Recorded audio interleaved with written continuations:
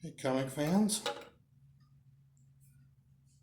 Today we're featuring Marvel graphic novel, the fifth in the original graphic novel series, entitled X-Men, God Loves, Man Kills. Now, I once owned the complete set of X-Men. It was one of the first sets that I collected in its entirety, but I've since sold that. And if you had to ask me if there was one book that would totally encapsulate that series, it's not in this series, it's in this Marvel graphic novel. It is the essence of what the X-Men are about, being hunted by people that don't understand them and think of them as freaks. And this is a beautiful copy of this book. It's a first edition from 1982. Nice and tight. The black, which is really hard to keep clean, as any of you that collected comics with black covers will attest to. This doesn't have a fingerprint on it. I'll have to be really careful here. I would grade this at least a 9.4. I won't open it up too much so I don't wear the spine, but there's the splash page, and I'll give you a quick look at the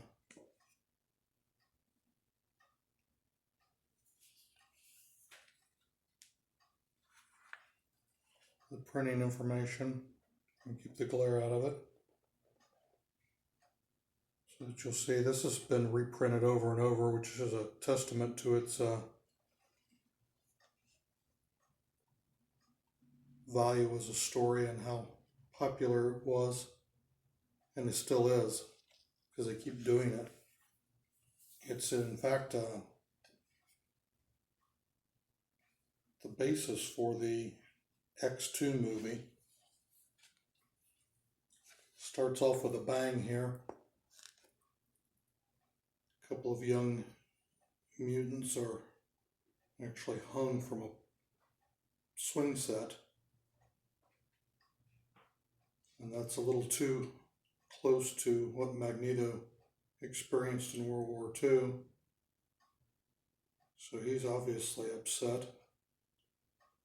The movie took out a lot of the religious overtones, but this one jumps right into it. It's basically a televangelist who is stirring up the anti-mutant sentiment.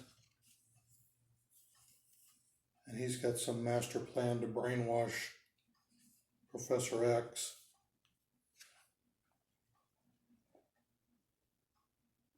The art is by Paul Anderson, who's not your typical X-Men artist, but the story is Chris Claremont, and he's probably most identified with our band of merry mutants. You can look at some of those interior pages and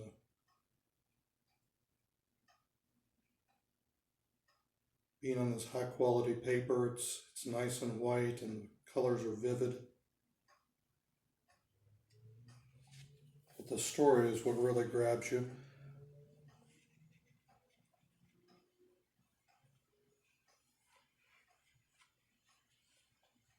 It's a little more adult oriented, full of violence and mature themes. A lot of it centers around Kitty Pryde, who's for the first time being called Ariel in this one. Just look how striking some of those panels are. Very few words and able to convey the action of the story, the drama of the story. That's what comic book sequential art is all about, in my opinion. Neil Adams is one of the best in doing that, but you can see there's a lot of talented people in the comics industry.